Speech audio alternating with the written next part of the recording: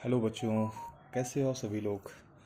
तो polynomials chapter के कुछ मज़ेदार क्वेश्चंस और लेके आए हूँ आपके पास।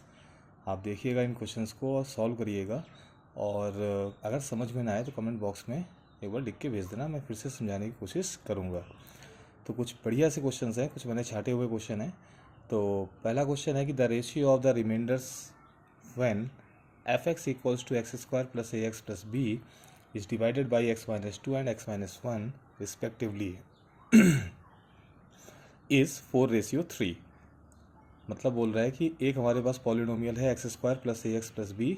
अगर इसको मैं एक्स माइनस टू और एक्स माइनस वन से डिवाइड करूं तो जो भी रिमाइंडर आता है उसका रिमाइंडर का जो रेशियो है वो 4:3 है। If x plus one is a factor of F x, अब बोल दिया कि एक्स प्लस वन जो है वो गिवन पॉलिनोमियल का एक फैक्टर है।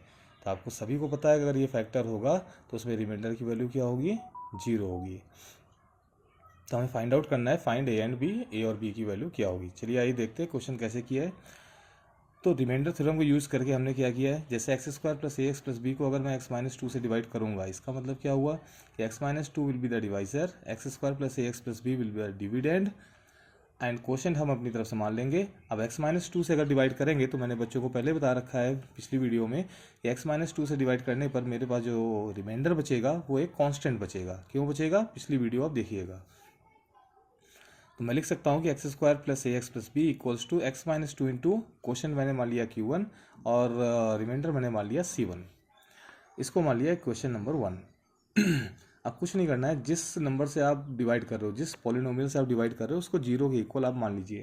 तो एक्स माइनस टू से डिवाइड कर रहे हैं तो एक्स माइनस टू को जीरो मान लिया, एक्स की वैल्यू टू आ गई। एक्स की वैल्यू टू को हमने इक्वेशन नंबर वन में पुट कर दिया।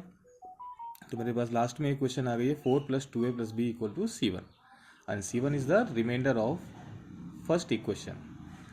फिर इसी पॉलिनोमियल को जब मैंने x माइनस वन से डिवाइड किया तो सेम इक्वेशन हमें मिली, equation number four, one plus A plus B equal to C two. मतलब सी टू क्या है, जब x माइनस वन से पॉलिनोमियल को डिवाइड किया तो ये सी टू भी रिमाइंडर है।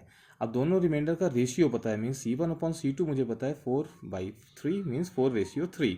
हमने सी वन की वैल्यू रखी, सी टू की वैल्यू रखी, क्रॉस मल्टीप्लाई करके एक इक्वेशन बन गई हमारी equation number 5, 2a minus B equals to -8। इसके बाद देखेंगे कि यहाँ पे आगे क्वेश्चन में बोला गया था कि x plus one is a factor of F x. मतलब एक्स प्लस वन जो है वो पॉलिनोमियल का फैक्टर है। अगर फैक्टर होगा तो it means x plus one से अगर मैं उसको डिवाइड करूंगा तो रिमाइंडर हमारा जीरो बचेगा।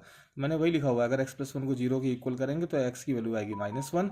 मतलब एक्स माइनस वन पर पूरा पॉलिनोमियल जो गिवन है वो जीरो हो जाएगा। मैंने वैल्यू पुटअप करी तो मेरे पास छठी इक्वेशन बन के आई 1 minus A plus B equals to zero. अब इक्वेशन नंबर 5 और 6 को अगर आपस में मैं ऐड कर दूं तो मुझे ए की वैल्यू मिल जाएगी -9 और ए की वैल्यू किसी भी इक्वेशन में 5 और 6 किसी भी इक्वेशन में सब्सटीट्यूट कर दूं तो मुझे बी की वैल्यू मिल जाएगी। तो इस तरह हमारा आंसर हो जाएगा A equals to -9, B equals to -10।